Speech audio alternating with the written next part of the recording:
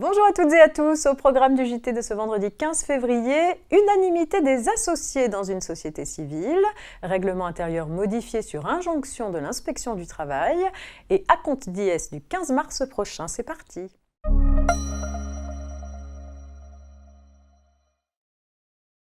On s'intéresse donc pour commencer à l'unanimité des associés dans une société civile avec l'affaire suivante. En 2012, un administrateur provisoire est désigné pour gérer une SCI. En juillet 2015, l'Assemblée générale de la SCI approuve les comptes des exercices 2011 à 2014, donne quitus au co-gérant et à l'administrateur, affecte les résultats de l'exercice 2014 et fixe la rémunération de l'administrateur provisoire. Un associé assigne ensuite la SCI en annulation de l'Assemblée. Il invoque l'article 1852 du Code civil, en vertu duquel, je cite, « Les décisions qui excèdent les pouvoirs reconnus au gérant sont prises selon les dispositions statutaires ou, en l'absence de telles dispositions, à l'unanimité des associés. » Fin de citation. Or, les décisions de l'Assemblée n'ont pas été prises à l'unanimité des voix de l'ensemble des associés. Pour l'administrateur provisoire, l'adoption des décisions à l'unanimité des associés présents ou représentés suffit. Les juges ne sont pas de cet avis. Ils constatent que, faute de dispositions particulières pour l'approbation des comptes dans les statuts de la SCI, l'unanimité des associés est nécessaire. Une clause des statuts stipule par ailleurs que, je cite une fois encore, « Toutes décisions qui excèdent les pouvoirs de gestion sont prises à l'unanimité des voix attachées aux parts créées par la société. Chaque part donne droit à une voix. » Fin de citation. Cette clause, s'appliquant aux décisions qui portent sur le quitus donné à l'administrateur et la distribution des résultats, elle nécessite l'unanimité des voix attachées aux parts créées par la société. Les décisions de l'Assemblée sont donc annulées. Les juges de cassation précisent en outre que les parties ne peuvent pas déroger aux dispositions de l'article 1852 du Code civil.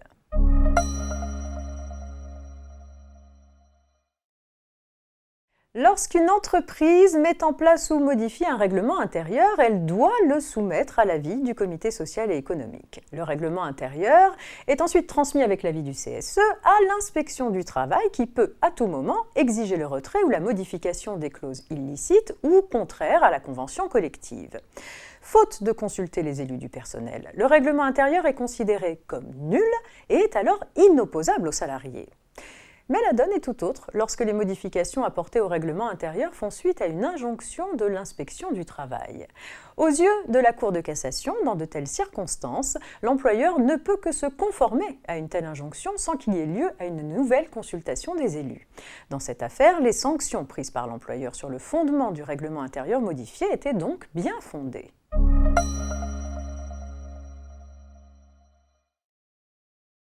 Les sociétés soumises à l'IS doivent, sauf dispense, régler 4 acomptes trimestriels d'IS le 15 mars, le 15 juin, le 15 septembre et le 15 décembre. L'acompte d'IS du 15 mars est le premier acompte pour les entreprises clôturant leur exercice entre le 20 novembre et le 19 février inclus. Ces acomptes sont déterminés à partir des résultats du dernier exercice clos à la date de l'échéance. Pour les acomptes dus au titre des exercices ouverts à compter du 1er janvier 2022, pour toutes les entreprises bénéficiant du taux normal de l'IS de 25%, l'acompte est égal à 6,25% du montant des bénéfices soumis au taux normal. L'acompte doit obligatoirement être acquitté par télérèglement sous peine d'une majoration de 0,2%.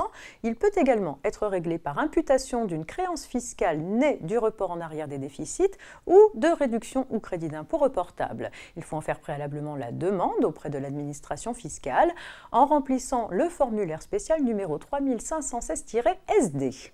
C'est la fin de cette semaine de JT préparée par la rédaction de la Revue Fiduciaire. Je vous souhaite un très bon week-end. À lundi.